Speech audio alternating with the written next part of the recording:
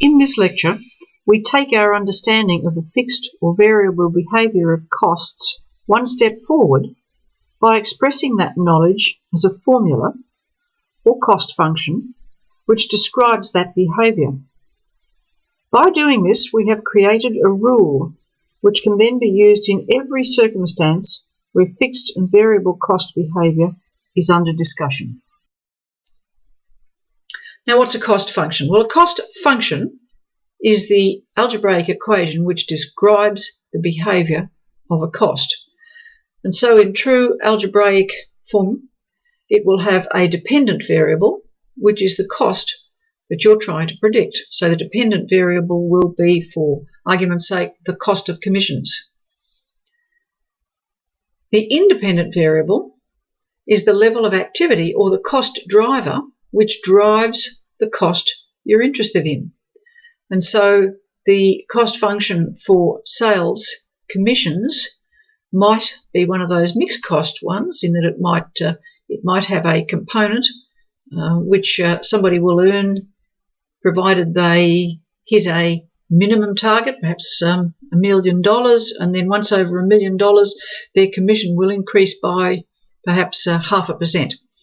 So you can see that the cost function means that the behaviour of this cost can be described by a simple equation.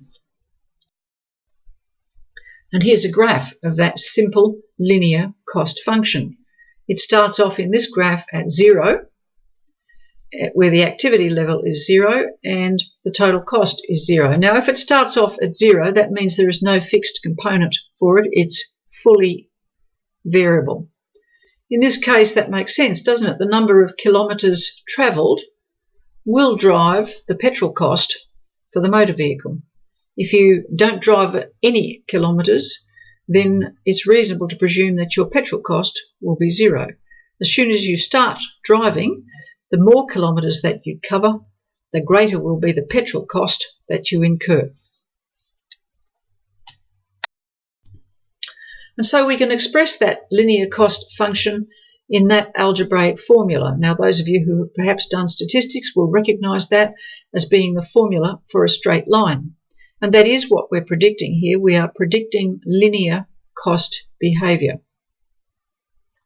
So in this linear cost function, y is the dependent variable, which is the total cost that you're predicting. The total cost is predicted by knowing the level of activity, which is x, and by knowing the variable cost per unit of activity, which is b, and then to that variable component we add the fixed cost, which we need to know in order to get the total cost for that particular cost. Now, an important limitation to this discussion is that that linear relationship usually only remains true within what's known as a relevant range of activity. So in saying that, we're saying that that formula will not be true possibly at very low levels of activity, and it will not be true at very, very high levels of activity. And you could think of lots of reasons why a cost will change as the level of activity gets higher.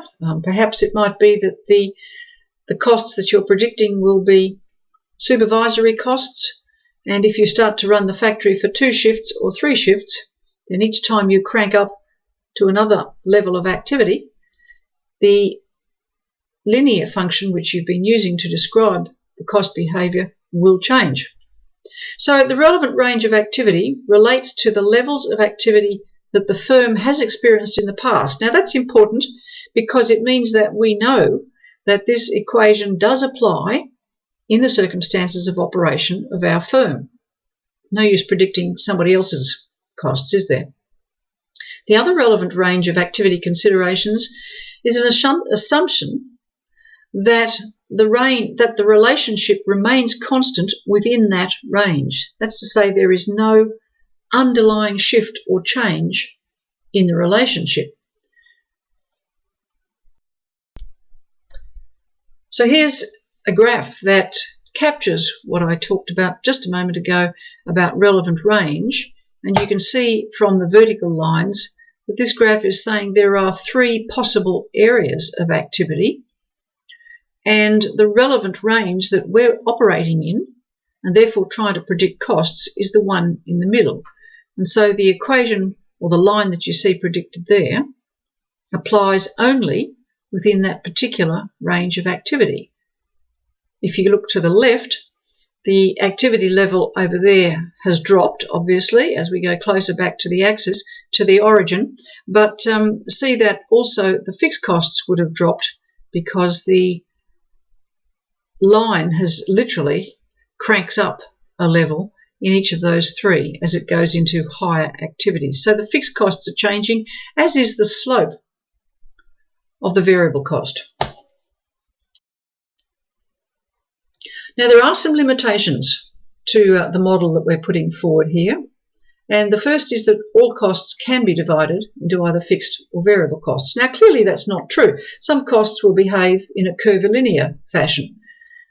We don't make those predictions in this particular part of the discussion. So fixed costs will remain constant over different activity levels, but provided that we remain within the relevant range. Variable costs vary with activity, but are constant per unit of output. Efficiency and productivity remain constant over all activity levels. Now, this is a limiting assumption. Most businesses and most operating environments try to increase their efficiency and productivity. And by definition, what that means is getting more output from the same inputs and therefore costs. However, in this simple model that we're putting forward here, it rests on an assumption that we are not getting these efficiency and productivity gains. Doesn't mean you can't target them, but we're making our forecasts on the basis that the productivity and efficiency levels are constant. Now, this is a univariate forecast. The cost behaviour is explained sufficiently by one independent variable, usually the level of output or of sales. What you need to understand is that whilst these assumptions do simplify our analysis, and they are only approximations, they do cover off usefully most of the circumstances where you and I may be wanting to forecast costs. We just need to acknowledge that sometimes they may oversimplify a complex situation.